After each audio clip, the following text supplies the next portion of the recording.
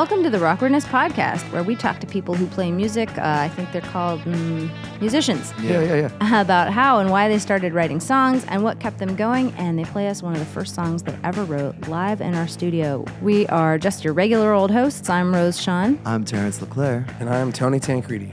In today's episode, we are coming at you from like a pretty nice little hotel room in Monterey Park, California, because Tony is on a U.S. tour with today's guest, Aaron Marsh of the band Copeland.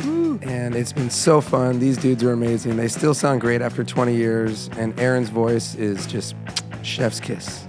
So yeah, this current tour is actually celebrating the 20th anniversary of their album Beneath Medicine Tree, which, even though it came out before Spotify was a thing, has millions and millions of plays. And actually, Terence and I were lucky enough to go to the show last night. That's right. I mean, Time Machine last night. Like, yeah, you know how podcasting works.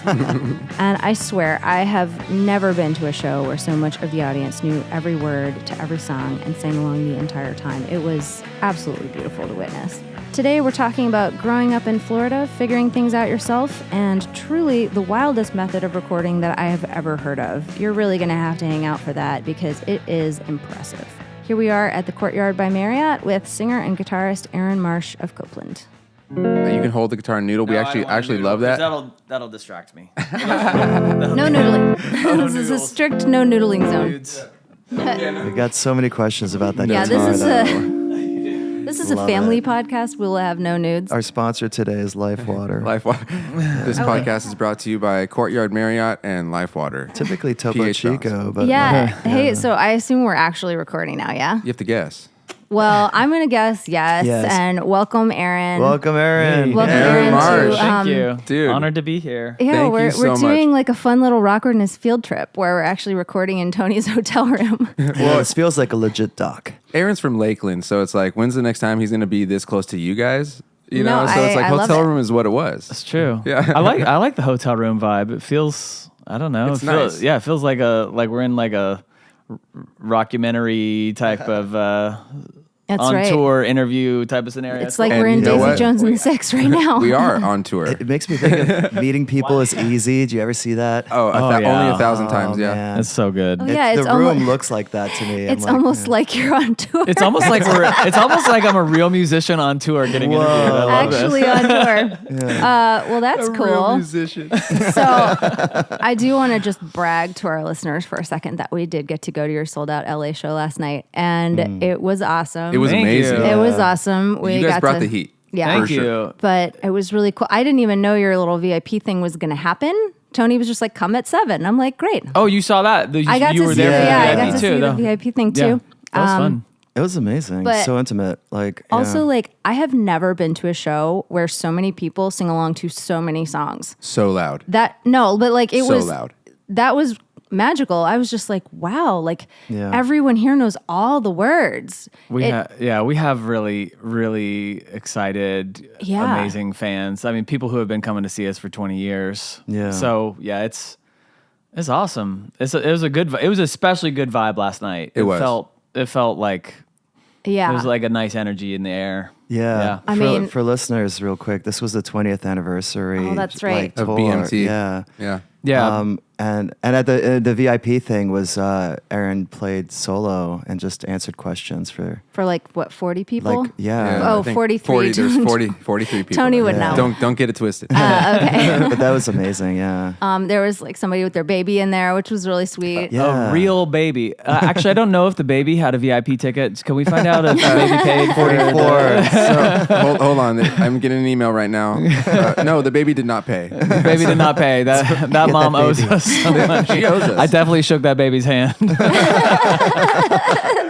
Baby T-shirt. Signed the baby's shirt, yeah. Okay, well, chase that down, Adorable. Tony. No, it was great. It was a good night. Kevin Garrett opened the show. Yeah. And I my feel God. like he hit the turbos. He's kind of like a vocal run, like amazingly skilled singer, and I feel like he always sounds good, but I feel like he sounded extra good last night. He did, but he Yeah. does always sound good. His voice is pretty It's like electric. like a warm blanket, and I never want to leave. I just want to wrap myself up. I was so curious. What's that guitar he was playing? He was playing it just an acoustic, and it I sounded think he so said cool. D'Angelo. D'Angelo. No, D'Angelo with the V muscles. Yeah, with the video. Remember that video? yeah. Super ripped acoustic. Yeah. I don't remember what acoustic. Yeah, his guitar had a 6-pack. It sounds like it. So this was the 20th anniversary of your first album? The first album's called Beneath Medicine Tree. Yeah. Came out in 2003. We recorded it in Atlanta in 2002.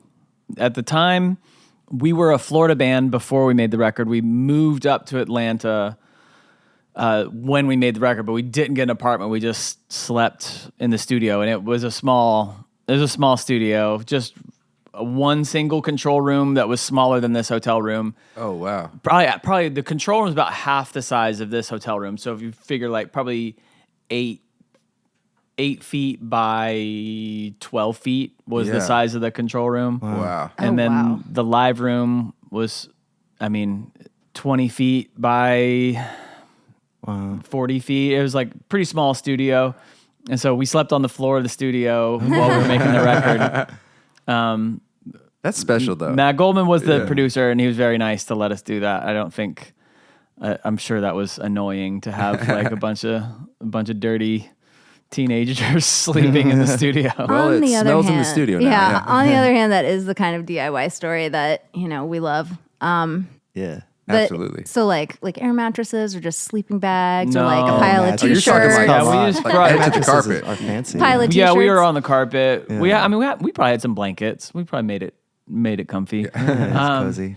Then when we got done with the record, we weren't given enough money from the label to like live on while we were making the record. What? So amazing. The record cost $8,000 to make, and all of that went to the producer. So we were just like, we were working full time in the record, and we were just living there. And then we got done, and we had nothing to do because the record wasn't going to come out for another 6 months. Oh, wow. So we were just like, what do we do? And so the producer let us live in his attic. He had like a semi-finished attic.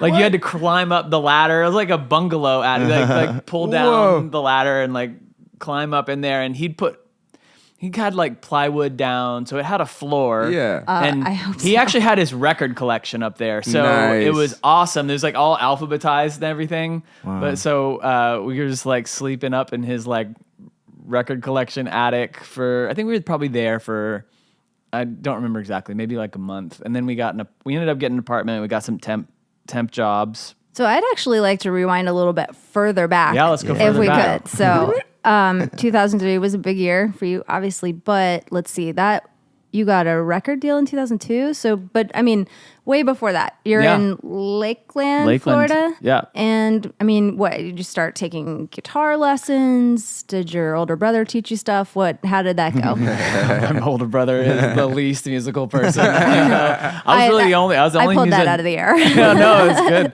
No, I was the only musician in the family. I started very, very, very young.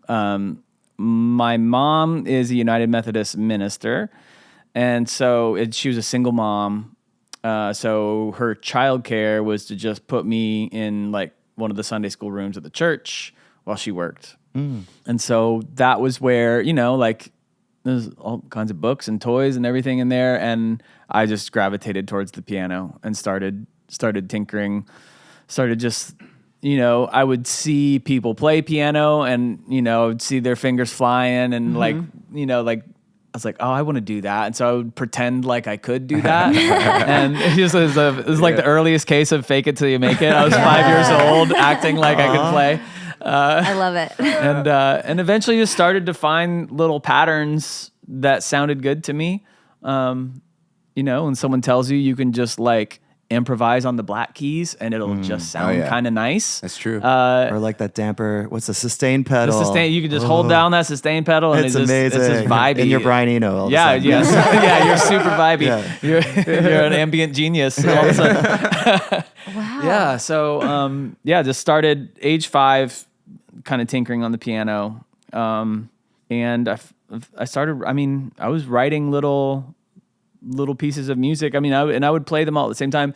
So I think the first time I wrote something, my mom had taught me to play Heart and Soul. You learn the bottom notes first. You learn the left hand. You're kind of taught like you play it, and then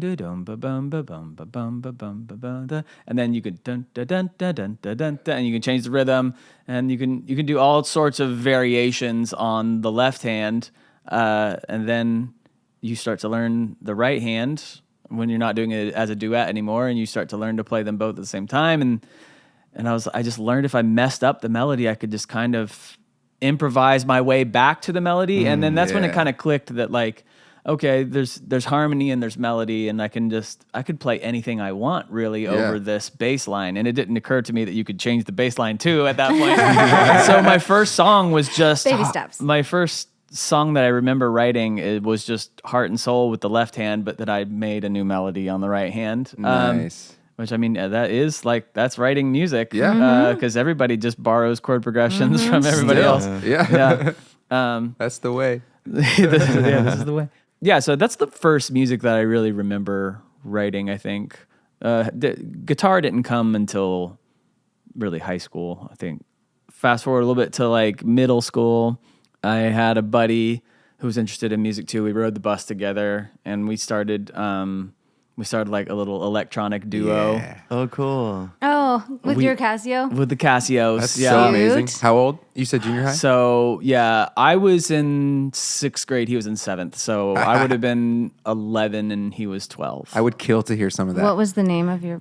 Okay, it was YXY was the name of our duo. I love it. It's like Ixie. Why Ask Why? Why Ask Why, but yeah. it's YXY. And we had like this actually, it's kind of a fresh logo. I might print some merch after. Yeah, send us one. Show notes. Yeah, so it was a Y, and then below it, the X, coming down off of the bottom of the Y, the X crossed it, and then an upside down Y below. Yes. So it looked kind of cool. Hell yeah. Nice. I'm not gonna lie. Of course it did. I wrote Well, you that gotta- thing. You got to write it on all our band logo on all our folders. Love I was that. going to yeah. say, you had the priorities straight for Yeah. sure. Yeah, the logo first, Marketing. music second. And was it like a Casio tone, like the electronic beats on it, like those kind of like? Yeah, we were hitting the fill button. Oh, love it. The film. Yeah, we got to hear some of that. I would I- seriously love to. I do. I bet it's good. If this is a post-production kind of podcast, I will look. When I get home, I'll look for. It was all on cassette, so I'll have to find a cassette. I know I have it somewhere. Yeah, if you find it, we'll just cut it in right now.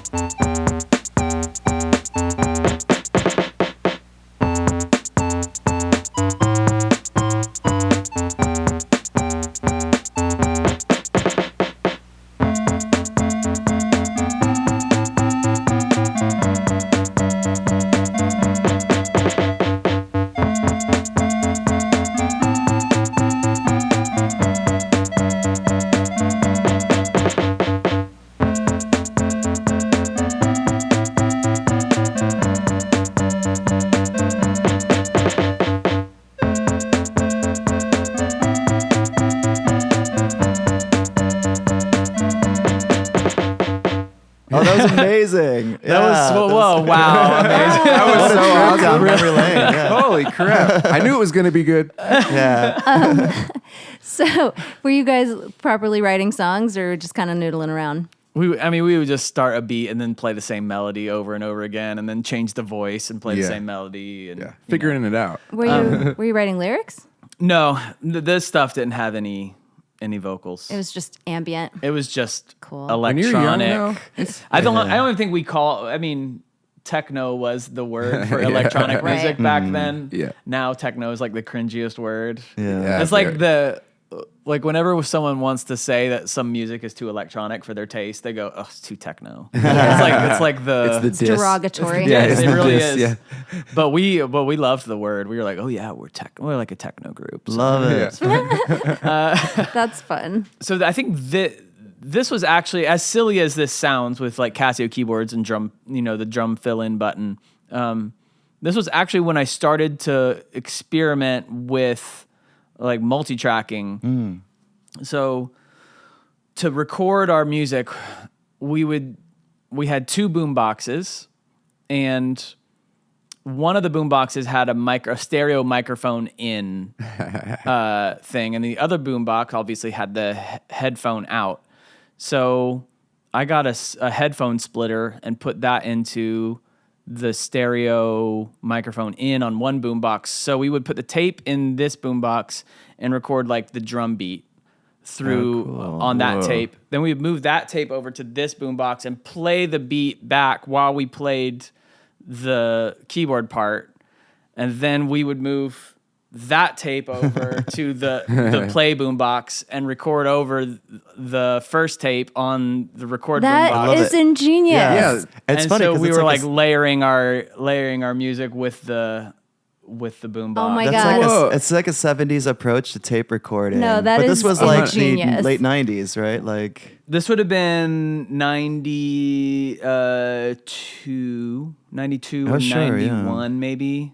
This is Well, that. awesome. 11. I was That's 11 in genius. 91. That is Yeah, yeah. yeah. That's brilliant. Me that as a is kid would have so never figured that out. No, that is so resourceful. Well, I say this all the time about how like, can you imagine if you had GarageBand at that point in your life? Like, Maybe I wouldn't have like. It might have been too much might have been too capabilities easy or something. Right. Yeah. Because I remember once I got a 4-track, I was like, oh my God, this is like, I can now like adjust the levels after I record because this was, I had to get the levels right. Like Right. I had to have the drums at the right level Yeah. because when I recorded it to this tape, it was set. Yeah, I could pan it to adjust the level a little bit, but it was like, Right. it was pretty much set. Once I recorded it, but then I got the cassette 4-track and I was like, That it has is- the mixer on it. I was like, oh my gosh, I can Game mix my changer. tracks. No, I love it. I think that is maybe the most like resourceful thing I've ever heard. It's so cool. Oh yeah. Dude, we were just like It's what when you you're had. a kid in like kind of like a small town, you just find ways to like entertain yourself. And Well, and I guess you probably don't even. I mean, if you were in 6th grade, you probably didn't even know what equipment was available. It's just like, Yeah. It's like this is we at got the a couple house. boom Yeah. boxes. no, yeah, we had boom boxes and Casios and that's pretty much it. I don't You know what's even- beautiful about that time too is like you weren't like all distracted by the internet. Oh, you yeah. like had time to get bored. Yeah. Time to just and Time to yeah. get Oh, yeah, my bored. kids never get bored these days. No. They're like, if they impossible. get bored, they're like, oh my God, I'm bored. I don't know what to do. Yeah. Like, I'm like, bro, I was bored. Yeah. You're like, go grab the Casio. yeah. Yeah, you grow. Yeah, Get go write a yourself a song. couple of boom boxes, get to work. When I was your age, kid, we had to entertain ourselves. Exactly. You know what my mom used to tell me when I said I was bored? She'd be like, "Well, go clean your room." Exactly. Oh, That's exactly what I yeah. say. I was like, you want to scrub the floors? And they're like, no. I'm like, all right. I guess you're not that bored. But that is so cool. Okay, so what got a guitar in your hands? My dad had an acoustic guitar just around the house, and eventually, probably by the end of middle school, I at least knew a few chords on that. Was there like songs that had guitar in it that you're like, okay, maybe? Because I remember that there's like a story about the Killers. They were like a techno group or an electronic group, and then they saw Oasis live, and they were kind of like, we need guitar in our band, and so that's how that all happened. Was there like a moment where you're like, guitar's cool? Guitar's Like- cool. The first rock band I really fell in love with was Soundgarden. Oh man. Yeah. And you covered Soundgarden. Did? Yeah, we covered Black Hole Sun. Oh, that's right, right. You said that yeah. was one of your favorite covers. How have I Yeah. not heard that? It's a good song. For real? That's on Spotify? It's probably on Spotify. It is, It was on yeah. like a Compilation, yeah. yeah, it was on like a punk goes Punk Goes grunge 90s. or something, Yeah. or Punk Goes 90s. Yeah, Oh, yeah. I missed that one. I need to hear that. That's a good for one, sure. actually. Yeah. It turned out pretty good. I I feel bet, like, yeah. I mean, on YouTube, that like whenever people are looking for like the original and they stumble on ours, they're like, "Oh, what's this pussy shit?" You know, like. But I thought it sounded all right. I'm proud I'm of gonna it. listen to it today. Yeah. That's wild because their guitar lines are very melodic, like almost like piano riffs at times. You know, like Yeah, they were different than all the other. I mean, people put them in grunge, but they were definitely a different thing. yeah, and with like the different time signatures and stuff. No, that's like, a really good point, actually, Yeah. with the melodic guitar lines. Yeah, I always think of them because, you know, they had long hair and screamed and stuff, but like, Yeah, and it's from Seattle too, right? well, I don't know. Or- they were. Yeah, Yeah. I always think. associate them with Led Zeppelin. because I Yeah. think they didn't really come from punk. Because I always think grunge. There's the grunge bands that came from punk, and there's the grunge bands that came from metal, and you can always tell which one was which. Totally. Yeah. And Soundgarden is in a weird spot in between. They sound like they just listened to Zeppelin. They weren't really punk. They weren't really metal. Yeah. They kind of had that really like behind the beat, like heaviness that like really reminds me of Zeppelin. Yeah, Day I Tried to Live. Great yeah, song. that is. It's one of my favorite songs of all time.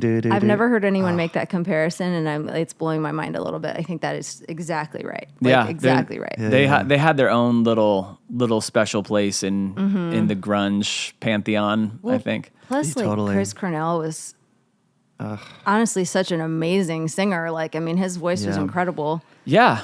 He had to be the best like the most skilled vocalist of that whole like grunge era. I can't I think think of so. anyone Yeah, it's Yeah. who wild. could do what he did. No, yeah. Yeah, like Jeff Buckley and him were buddies too, apparently. And Were they like, really? Yeah. And How did I not get invited to that party? I know, right?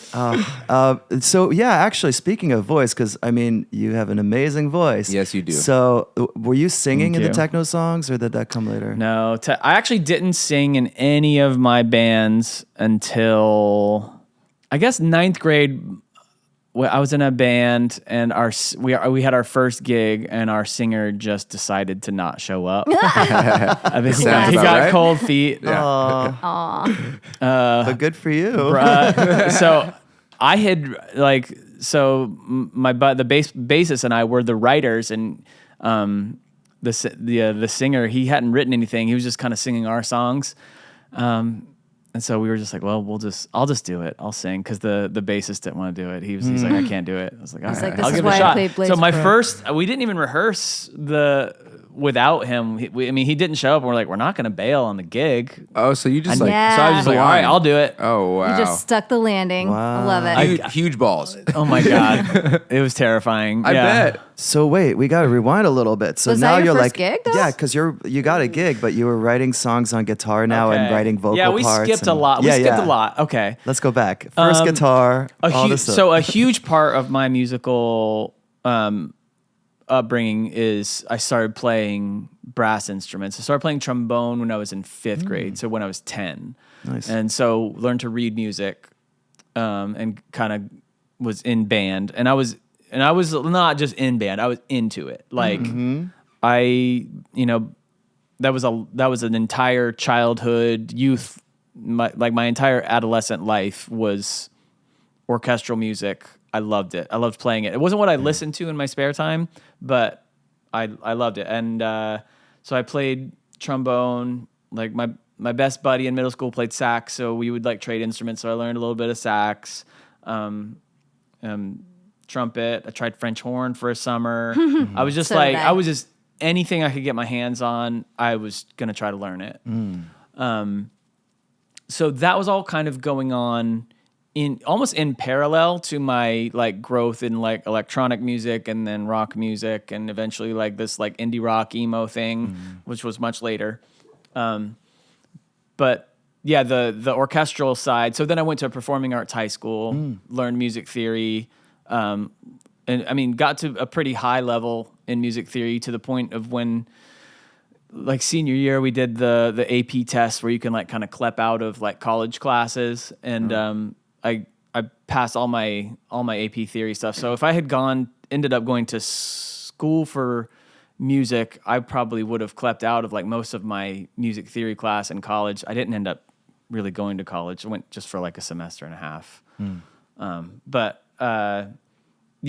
So the orchestral side was like just as important to me as like learning guitar and piano and like the electronic stuff and the producing and all that. Knowing that background now, because you're a great I know. arranger, I was like, horns didn't and you strings. just put out an orchestral album? Yeah. So doing that was like almost like checks out, kind of yeah. reconnecting. Like I just got to like wake up all those like all the old like knowledge that I had from high school and Yep. We love a full circle moment. Yeah. Oh, it's so amazing, Yeah. and you're so good at it. Was that in? That was all in Florida? Yeah, so the school is Harrison Art Center is the high school. It's like a magnet school. And it's rigorous. You have to audition to get in, and you have to like do juries every semester to stay in. Oh, wow. You have to be constantly improving. So it's like, I mean, it's the best youth orchestra in the state. That's awesome. For sure. Wow. So you were like, what was your juries like? Was it brass instruments or was it like? Yeah. Wow. Yeah. I was So you playing. got in- I was playing trombone, and up until my senior year of high school, I was pretty much, my path was I wanted to be a symphonic trombone player. Wow. Like I had this like dream of like living in London and playing for the Philharmonic. Like Yeah. that was like Oh, wow. what my dream was. Sliding doors. So the Right. the rock stuff wasn't really on my radar other than just like, oh, this is a fun thing to do with my friends all the way through high school. Interesting. Wow. So let me ask you this. What was the deciding factor? Like how did rock win? Okay, so I got braces my senior year. Oh yeah, you can't play trumpet. And so my tone went to shit and I got very discouraged because really my strength as a player was my tone. I didn't have like the most dexterity. I couldn't play the fastest. I couldn't play the loudest.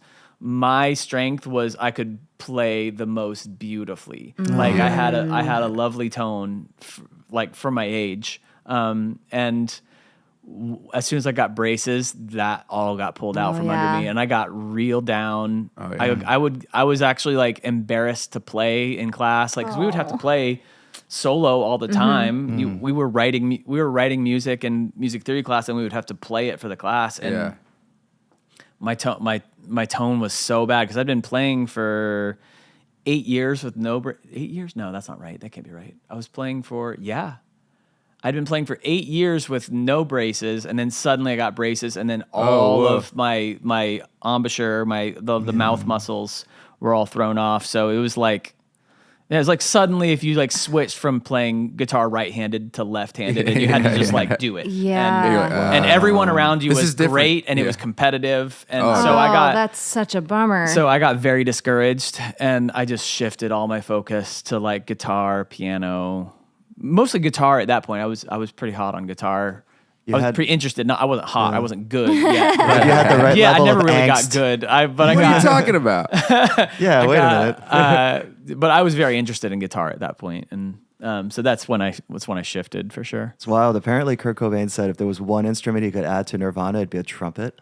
Oh Can yeah, you I don't know. imagine? Yeah, That would have been Because very Flea different. apparently plays pocket trumpet, and he played trumpet with them on a tour, I think or it's like probably what? best they somewhere didn't like do in that, South honestly. America. Yeah, but I it's could just see it something about, like, working. I yeah. could see it working. Brass sound and like distorted guitar kind of have that same sonic like Maybe if they had like possibility. I a don't know. really good trumpet player who had a really good sense of like dynamics. It and would have to be sensitivity. wild. A trumpet player in Nirvana would Yeah, have yeah. to be. They would have to be like Insane. a wild sounding player. Like Yeah. you couldn't come in with like squeaky clean like ska licks. That would be so cringe. It would have to be like I think about like Radiohead's national anthem and yes. the brass on that is just freaking chaos. Who's that? Is that Thelonious Monk? Like, what's the? Gosh, there's like a. Yeah, we'll cut this up. There's totally like the composer who composed like that. It's Mingus, Charlie Mingus. I think that's, he's the bass player, the upright bass player, Mingus. I Is he an forgot upright bass whose player? orchestra, like, or just like there was that style of just the chaotic sort of. Probably Miles Davis Yeah, is like maybe Miles, yeah. I mean, that does kind of make sense for like what we kind of know about Kurt Cobain's taste in terms that of like funny? what he liked. But I don't know. That still blows. I'm still not sure how I feel about Nirvana with trumpet. Like, Yeah, I would love to but hear that. All this to say, like, I mean, it's amazing. So, like, if your embouchure being ruined by future gorgeous teeth led you to exploring noisy guitars. So, what was your first guitar, and what was that whole? Okay, so adventure? yeah, well, so my dad had a Guild Dreadnought Yeah. D25 around the house, which is actually nice It's a great guitar. to this day is one of my favorite guitars. The thing sound like you just play it, and in the room it sounds like it's compressed and Yeah. ready, and Wow. like Yeah. sounds like it's already been recorded. And that's a beautiful instrument. And he ended up giving me that guitar. I think Christmas when I was like 13 or 14. I still have it. Nice. I still play it all the time. It's Hell great. yeah. That's a great instrument. My first electric guitar was a Washburn, and it was. I thought it was cool at the time. It was not a cool looking guitar. It was like purple, and it was like had the pointy. It had lots of Oh, yeah. points. Yeah, It was like yeah. like All the points. why does it have so many points? Was it this sort of like almost like Lightning Z kind of shape? It was. Or was it It more of almost the looked X? like if you know what the Parker Fly guitar, Yeah. the Parker guitars. It was almost like Washburn's version of that. It kind of had okay. that kind of shape. Lots of angles, lots of points. This is the Looks kind like of a thing. Space Invader. It had 24 frets, so you know it was built for shredding. Yeah. Built which for I still cannot shred. I cannot. Bullshit. I I don't bet you could. I don't have.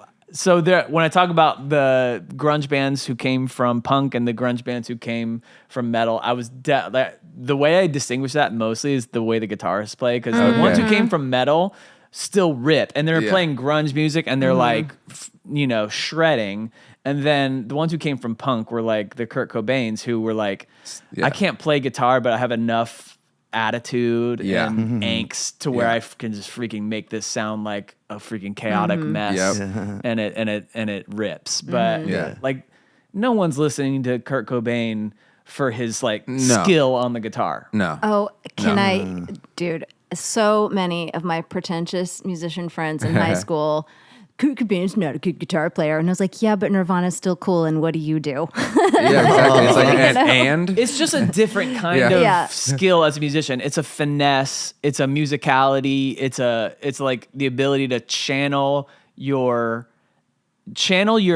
anger and your passion into your fingers. yeah.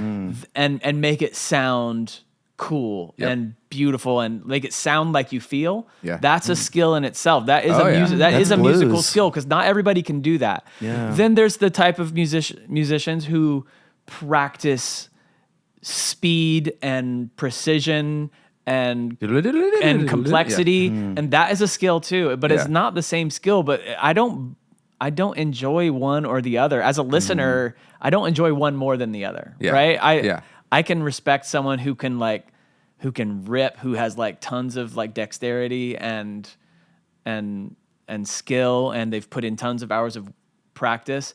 And I can appreciate those musicians who just channel their freaking rage and their love and their passion, and they freaking write a great song Yeah. and have a great finesse with their instrument. I love them both. So I don't mean like Kurt Cobain wasn't a good guitar player as like a slight at all. I prefer Kurt Cobain to Metallica. Of course, Metallica Yeah. has better guitar players, but I'm gonna listen to Nirvana I'm with you. a Yeah. lot before I listen to, It's to funny too Metallica. because Same. it was a like kind of a reaction to just the hair band solos too. I remember reading about how he just purposefully like avoided doing solos and things like that because he thought they were cringy and cheesy at the time. You know, like of course, yeah, and also could he have practiced a lot and been and learned how to shred like that? Yes, mean, anyone yeah. could, but that wasn't the type of music he wanted to make, so Right, he yeah, didn't. yeah. He didn't have to. What he practiced was songwriting and like leading a band that sounded rad. I mean, I think it's great. Like Yeah. I don't think either one of them is more admirable. Yeah. I think it's Yeah. just There's No, room it's for just, all. It's just different. Well, what were you listening to when you bought the pointy Washburn? Soundgarden, right? Okay. Let's see. So Soundgarden was the first like rock band that I really fell in love with.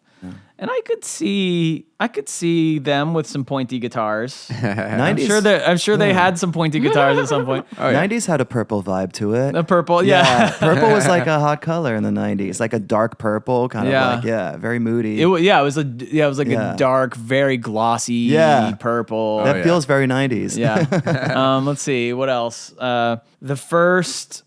I think my favorite band through high school was Counting Crows. Yeah. Oh, nice. I loved Counting Crows. Same. Yeah. Great That was songwriting, that was my band that like I'm just gonna go into my room, put my headphones on, shut the door, turn off the lights, and freaking listen to a full album. Like, August and everything after, right? August and everything after. And then but I got more into Recovering the Satellites. That album was yeah. great too. Yeah. And I think Recovering the Satellites hit when I was like starting to make rock music, and I really appreciated like that's when I started to really notice production and like started to like read liner notes of like who produced what and who played on what. Oh yeah. And like dig into like where did they record this? They rented a mansion. Oh, And cool. then like just moved all their gear into this big mansion for that record. Gil Norton produced the record. I think they ended up doing that on multiple records after, but that was the first one they did. They rented in the Hollywood Hills or something. They rented some big house and just moved a console in and That sounds a bunch awesome. of instruments. Yeah, you kidding me? Well, they probably made so much money off of Mr. Jones alone. Like, Right? are you Yeah, kidding? labels like do whatever. Yeah, sure. Pick any Hollywood Hills? mansion. Fuck it. Yeah. Is that the album, Recovering the Satellite? Is that the one with Long December? No. It is. No, yeah, it is. Yeah. It's Oh, deep in the record. It's like song 10 or something. So Oh, that that's record, so funny. You're right. that record kills me because it like that record plays like a concert because there's even like what feels like a finale and then they come back for an encore and do like 3 more songs. It's like So funny. it's so good. Yeah, it's a great record. Honestly, though, like hearing you talk about Soundgarden and Counting Crows, I'm like, this tracks. Having just come from a Copeland show, I'm like, this makes a lot of sense. I see all of that. Synthesis. I think. Yeah. For sure. Those early influences definitely. I mean, I will admit that I'm still trying to make a record like Recovering the Satellites. Like in my head, every time I make an album, there is some form, like some template that I have taken from Recovering the Satellites that I'm trying to like wedge all my songs into this template and figure out like how can I make my Recovering the Satellites. It's like to me, it's like got to be a perfect album. Yeah. I feel like Eat, Sleep, Repeat was, I mean, all of them, but Eat, Sleep, Repeat in my head was like that whole theatric. It felt like It a full intentionally. Yeah. If you're noticing it, it's intentional. I'm trying to make my version of that record for sure. So were those the early songs, like the first song you wrote? Because this is why we're here, right? You know? Yeah. Yeah. What but did like, you bring us? Was that like the? That song, man, this is the worst part. I've been dreading this. I don't want to play old songs like that. I know. I'm sorry. I wrote when I was 14. 14. But it had to be the first song with vocals that I wrote. Wait, should I just start? Yeah. So I truly only remember the chorus. I imagine it had verses, but I for the life of me I can't remember. Who needs a verse? Don't bore us kids with the chorus. I beat you to it. Jinx, you owe me a Coke. Okay, so I think I remember doing this like. So this was before. God, can you hear me backtracking my words? I'm like so hesitant to even get into this. No, we understand it's vulnerable, but like think about it. Think about it as kind of a historical record, and like I will tell you, your fans want to hear this. Okay, so this was before like the man rock voice was bad, right? Just think about like the man, like the Eddie Vedder, Gotcha. like man rock. The Jarl. Yeah. Like this is before it was bad. Like everyone was okay with baritone singers in rock. It was before encouraged. Scott Stapp. Yeah. And then Scott Stapp happened, and we're like, Nope. He was the shark. It, That jumped step the ruined shark. it for all of us. Like, yeah. Thanks, buddy. You cannot sing in a low octave, and that sentiment endured pretty much until the National arrived. That's like yeah. that's like the Interesting. first like yeah. baritone singer Yeah. Well, he that kinda has like- been okay since Scott Stapp. Imagine ruining a style of singing for decades. Ruining an entire register, actually. Ruined an entire register. Half of the population of the world is not allowed to sing in their natural range Oh, man. because of you. all these baritones, That's like what at Scott the soup Stapp line. did. Like, Well, So Eddie Vedder, Seven Mary 3. I liked Seven Mary 3 a yeah. lot. Stone Temple Pilots. I was gonna say Stone Temple Pilots was like, I really feel like they were dancing in between grunge and then that like glam, like Hollywood rock. Yeah, totally. Because they would have like grunge tunes, like Vaseline, that were just like they're part of this. They're part of this Yeah. '90s thing, and then they would have just stuff that's like, like those brothers. the throw your Leo feather brothers. boa on, and we're like I got a unzip your picture shirt. of a Yeah. photograph. Yeah. But yeah, I felt like there's one like lyric in this that I remember pronouncing it in a way and really feeling like I was like Stone Temple Pilots when I did it that way. Nice. Okay. So the chorus is called Perfect World. The lyrics are so bad. This is the word. You were This is 14. This is the thing. Yeah. This is the part that's like cringy. Okay, so in my perfect world, you will always love me, and the stars will always shine like the twinkle in her eye. And in my perfect world, the grass is always green. And we all look the same. That's the same. I did like a little same, except for what you see, which is a fucking like. Why'd I put a little racial equality line at the end of the like? It's like let me slide. We all look the same except for what you see. Racism. It's I love it. 90s, Like yeah. why did I do that? Perfect world. In my perfect world, you will always love me, and the stars will always shine like the twinkle in her eyes. And in my perfect world, the grass is always green, and we all look the same, except for what you see, what you see, what you see. That's it. That's perfect world. I love that. That's really Oh my sweet, God. actually. I like it. Yeah. Yeah. No, I you thought it was don't. beautiful. It's- I did. I did. Well, And it was upbeat. Well, we were a pop rock band. We were we were going for it. Yeah. So Was your singer like a Scott Stapp voice, dude? no, man, Like, we were all just like, I don't think I had hit puberty yet. I was a late bloomer. I had a high voice in 9th grade. Yeah. My voice didn't change until middle of 10th grade. So like all my buddies were like, hey, ladies, yeah, they're all shit. I gotta go shave real quick, and I was like hey guys, I got my trombone here. Oh boy, like That was yay, me too. Florida. Yeah. that's great. I love it. That's high sweet. school. That's amazing. High school is so weird, or like middle my and high God. school, because you really can change like a lot physically over over the a school summer, year. or like even the over summer, like you leave school and you're like 4 foot something, and you come back and you've like grown 10 inches, and your voice is low, Yeah. and you got Yep. hairy legs and all that. I want to know the progression from the purple guitar. You've got this amazing Gibson Les Paul that we're gonna put pictures of. It is a beautiful But like, guitar. yeah, what's the story? What's that evolution? Let's see. So my second guitar was a Les Paul. Let's see, probably when did I get that? It had to have been maybe senior year, because I got the Washburn in 9th grade, and I think I got the Les Paul my senior year. Just kind of saved money that I was working the lot jobs, and Like you but knew it was you wanted that sound, like the heavy. I think I just bought it because I thought it looked pretty, and They it do. so it was similar to this guitar. It was a studio. It didn't have the binding, but it was a very similar color, gold hardware also. Love it. This guitar I bought when we made the second Copeland record. Nice. And these are I shouldn't even tell people about them. These guitars are amazing. So in '84, this is the story I heard. '84, Gibson cut a run of guitar bodies too thin, like thinner than their it was like an error. This thousands of bodies they cut too thin, and so they were like, oh, what are we gonna do with these bodies? All right, well, we'll just sell them as like a new model. It'll be like a budget model, and they had hired this guy. I think his last name is Cook.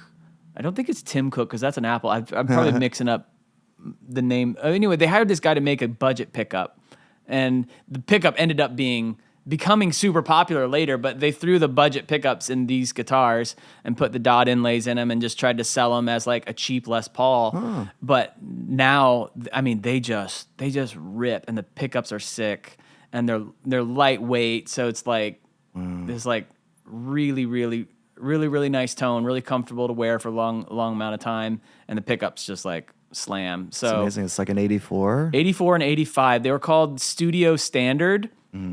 Just says standard on the headstock, but you can tell it's a studio standard because it has the dot inlays. Okay. And a lot of times great. they have those pickups in them, unless someone changed them out, which is possible because back in the day they were thought to be lesser cheap than, ones, but now they're highly sought after. So yeah, it's a cool guitar. I need to get another one because every time I fly, I get this like panic when I'm getting my checked bags. Like, oh, what if it doesn't come out? Oh, It's no. like Oh my this is the guitar that like, it fits me like I've been wearing it my entire life. So Checking instruments on planes makes me so nervous. Oh, I it hate scares me it. every time I fly with my rig. Yeah, There's a I bunch of hate mics it. in the back. It's like, okay, let's hope all the mics are there. Yeah. Fingers crossed. Yeah. yeah, why do we get so like it's like part of our identity, like the musical gear, and we because we pick it out. I want it to sound like this, and you get like a sense of pride over. Okay, I made this thing and it sounds good because I picked these tools and I picked these instruments and.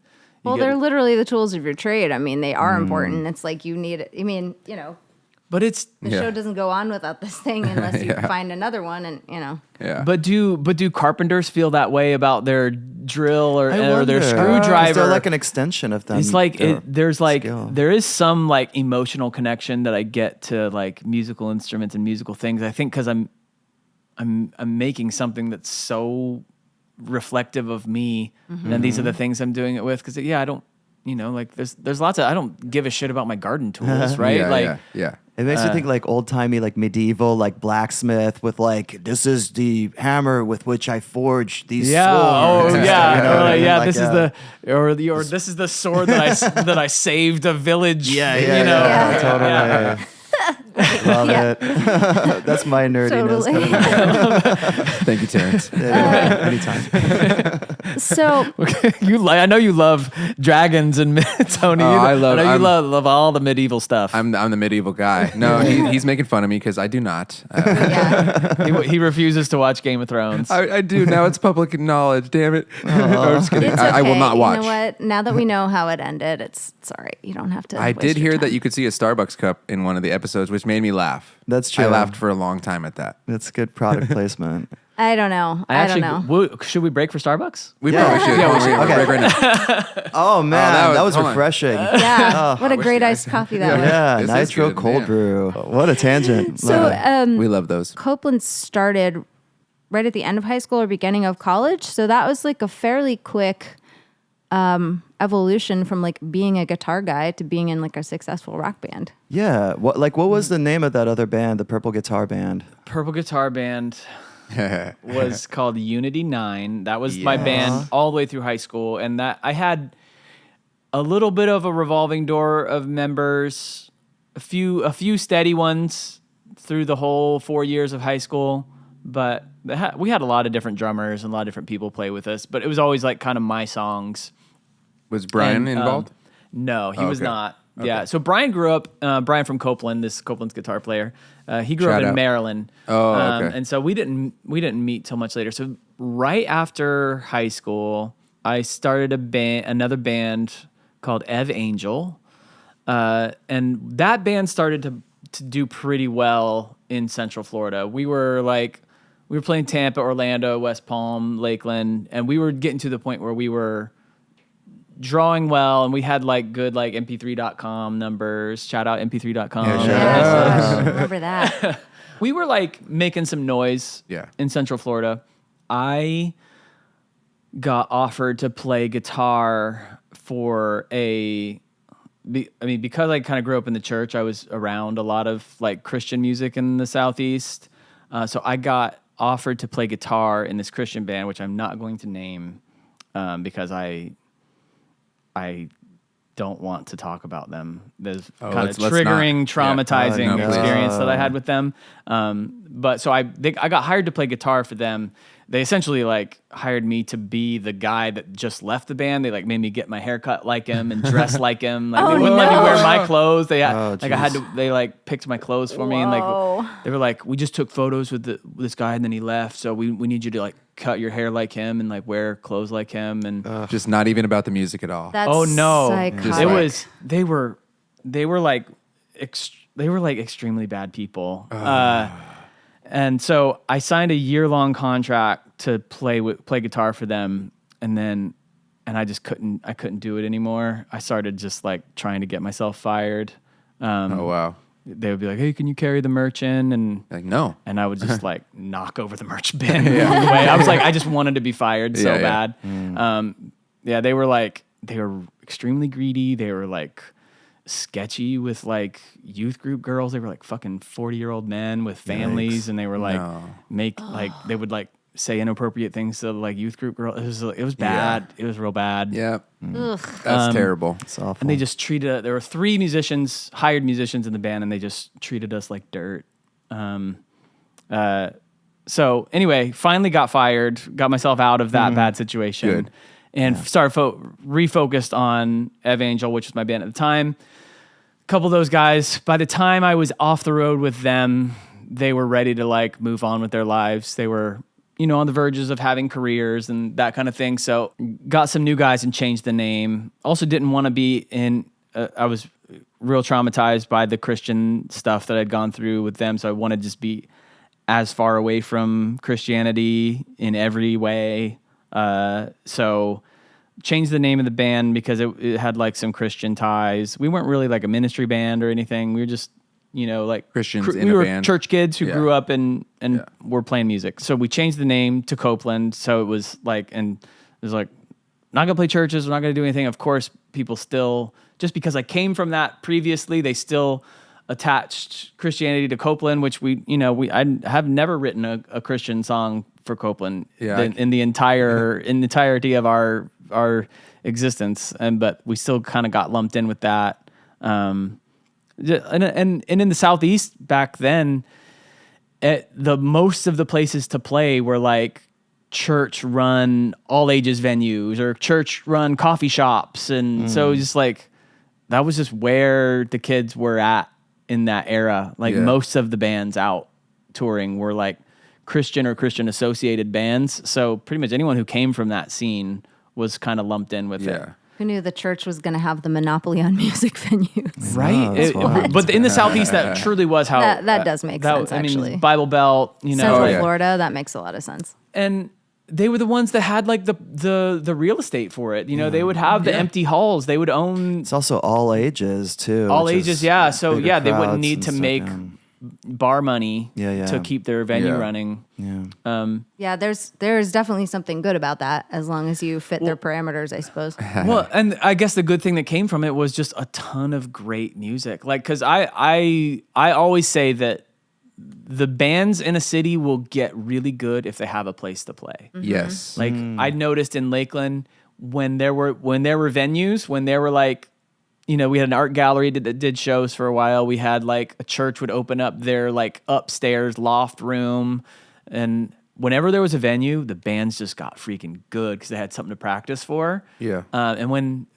there were no venues, all the bands, first of all, they would get bad. Like they would stop writing music, stop practicing, and then they would all inevitably start fighting over girls and break up and have drama. And like that's when all like the negativity in the scene would happen, was when there was no place to play. Yeah. And like the bands would all like kind of die off or move away. So you left that scene. Now with all that context, Was it like sort of you been there, done that in Florida? Or? Yeah, I think we were looking for like we'd played Tampa and Orlando, Lakeland, West Palm, like just so many times that we were. Yeah, I think we were like, well, let's just like.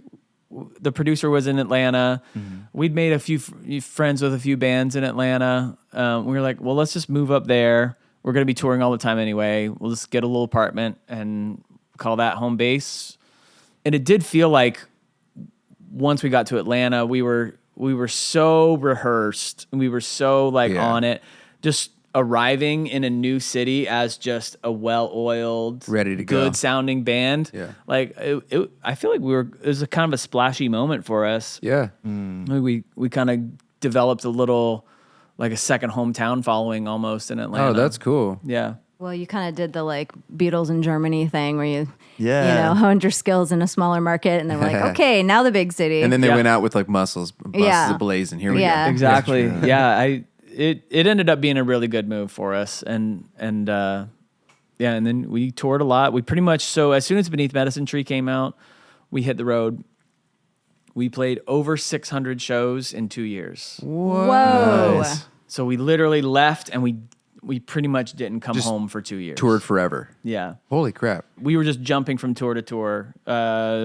Starting Line, Juliana Theory. We toured with Elliot. That was like a big career moment. You know the band Elliot? They fucking rip. That was like, we don't deserve this. They were so good. Elliot, who else? Sparta. Switchfoot, right? Switchfoot. Yeah. That was a little later, but You used to tour with Sparta? Sparta's rad. Yeah. Oh, man. yeah. What? Yeah. That's so awesome. Further Seems Forever. Yeah. We were just literally jumping from tour to tour. We did some of those like with the drive-through records thing that was happening at the time. We kind of toured with some of those bands. Starting Line was a big one they became like really good friends of ours, and they kind of took us under their wing a little bit early November. Yeah. So while that was happening, we weren't really in that scene, but we felt like we were kind of like, on the peripheral of all that hype. Yeah. The drive-through stuff. So yeah, it was an exciting time, but we just played a lot of shows. 600 in 2 years sounds crazy. That is a lot. At 23, that's kind of That the is dream, though. empirically Yeah. I know. That's why I was Live on wondering the how old he road, was. yeah. Because if I was 23 and that happened, I would have been like, Yes. I mean, well, I think that's one of those things where you're like, yes, this is great, and then probably get pretty tired. Show 500, you're like, should we take a break? Yeah. We were scared to take a break. We were scared. I'm sure. yeah. We were just like, every time we got offered something else, we're like, if we don't take it, like, what if they never regret call it? again? And what if this slows down? yeah. Right. So That's cool. The band was like on the same page about that, Yeah, we had a good group. Oh, I didn't talk about Brian joining the band. Yeah. So I feel like that's an important Yeah. point Yes, in shout out Brian. in Copeland's history. Like we were joking before we started about Brian coming on here and having to play some of his old songs. Like, I'll play Brian's old songs. I love Brian's old songs. So he and I met on a message board type of chat room, like a music message board. And we kind of had found each other's music on mp3.com. He was living in Maryland. I was living in Florida. And so we kind of became buds on this like message board chat room thing. And he ended up moving to Florida to go to Full Sail. Oh, okay. But then his financial aid didn't come through, so he just moved down anyway and just was crashing on his friend's couch, who was going to Full Sail. And so he was kind of like an honorary Full Sail student who wasn't paying to be there. He was auditing.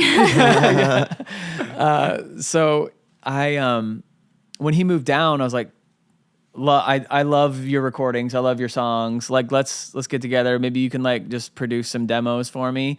Cause we were both like producers in our own right. I was like, I just really liked the way his stuff sounded. I was like, yeah, let me come over. We'll just like hang out. And I have a few songs that I haven't like demoed out. And you can help me demo them out. And it's like, sure. And so I went over to his house in Orlando and I think we did a coffee demo there.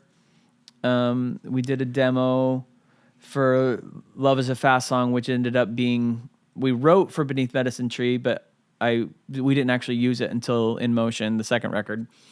But yeah, so that first meeting, really that first hangout with Brian, we like demoed out some of the songs that would be like, like the songs we're playing on this tour now 20 years later. So amazing. So it was really cool. He and I just like instantly, I mean, Brian instantly clicks with everyone. He's awesome. Seriously. He's just one of the just genuinely sweetest people. Yes. But we just clicked on a creative level. We clicked on a personal level, and that was like a huge like moment for Copeland. So he ended up just like, well, he just moved to Orlando, and he's like, I guess I'll move to Atlanta with you guys. Like we really hadn't known him that long. That's crazy. When he Wow. like moved up there with us. shout out. Man. Yeah, right?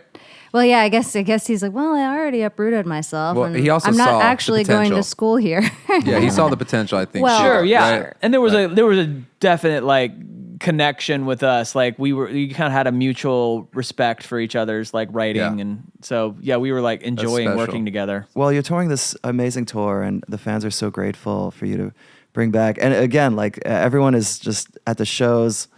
I mean, 20 years, that's 2 decades. That's like in the 90s, that was the 70s. You know what I mean? Yeah. Right, yeah. And so it's a trip. And so it really is. Like, I mean, a couple brought their baby at last night's show, and Yep. families have grown up, you know, like kids have grown up and now started families. Like, it's pretty special. And it's so thanks for like revisiting that. Yes, special honestly, time. thank you. Yeah. Thanks. And you're working awesome. on stuff too now. Like, yeah. Yeah, I'm always writing. So yeah, I have. So last year we did a orchestral record with Copeland. That was like kind of reimagining a bunch of old Copeland songs with like a full orchestra. It's cool. I listened through it. It's really sweet. Thank you. Yeah, it was fun. I mean, it was fun to make. When we started it, I was super hot on the idea, and then by the time we were done with it, I was like, of course, when I start making things, I start writing also. So by the time I was done with it, I was like, I have like 7 new Copeland songs I would rather be working on Yeah. than like working on old songs. I get a little bit restless if I have to work on things that are done, like past things. Oh, yeah. And I'm sure I'll get that way with this tour. We're only like a third of the way through. I'm sure by the time we're done, I'll be like, I'm ready to work on new things. I don't want Right. to play an old song again ever. Yeah. I want to write more Copeland songs. I have a bunch that I'm excited about, and I know I have more in me. You have a little snip of something you want to So- play us? Little No, I Yeah. don't. Save it. Yeah. I We'll would patiently wait. attempt it if my voice is feeling better. Okay. But Again, it's I'm early fine morning. to play a Unity 9 song with a groggy voice from screaming at the show last night. Yeah. But if I'm going to play something new, I want to actually be fresh. And yeah, I feel you. No, fair I enough. actually No, have that respect. chorus still in my head. It's No. catchy. The Unity 9 song. Yeah. Well, I will say I have had Chin Up in my head since Yeah. Since about this 2000. time. Thanks. Since about this time yesterday. Like, just it's my new fave. But thank you. And you use that song to warm up for these shows. Yeah. Oh, yeah. That song has just like a lot of vocal range. Mm-hmm. So that's like my ideal song to sing at the little VIP pre-show events Yeah. because Yeah. it just like forces me to like get all the parts of my voice kicking in. It's Yeah. such a cool idea because it really like breaks the fourth wall and just invites the audience in, and just people's faces were all lit up like last night. Oh, at the they were VIP so thing. Yeah. stoked. That's cool. Yeah, those events are so fun. I really appreciate. I mean, it's huge for them to like give us their support like that, and we see a lot of the same faces every time we do those. So it's cool to like you can kind of get to know people and Well, that's cool. People are touring with you, like they're kind of following your tour. Like, not like that, but just when we come back through town, Oh, we'll see got like it. the same that's folks. nice. Yeah. Yeah. Yeah. I love what like techie questions your fans were asking. They were asking about like what microphone I know. you Yeah. used and stuff. Every like once in a that. while, we get the little producers in the. But there were like 3 of them last night. You're Yeah. like, it's like a mix mag question. No, I thought anyway. I was like, well, that's interesting because actually, I find that interesting, but I was surprised Same. that so many people in a group of 40 were like 43. curious. 43. 43. 44 with the baby. Yeah. Tour manager Tony knows exactly how many people are at the VIP 43 and a event. half. Yeah. Oh, But yeah, baby- I was the baby surprised. I was counted as a surprised half. like that many people in a crowd that size were that interested in like, not just like what kind of guitar that is, but like, yeah. I mean, musicians, I guess. I mean, we're in LA too. Yeah, That's true.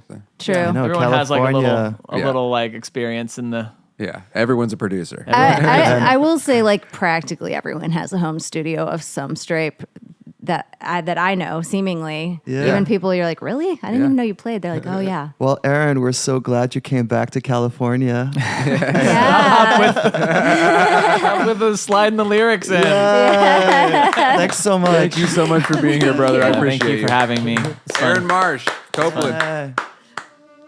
Well, that was fun. My man. Little Rockerness field trip.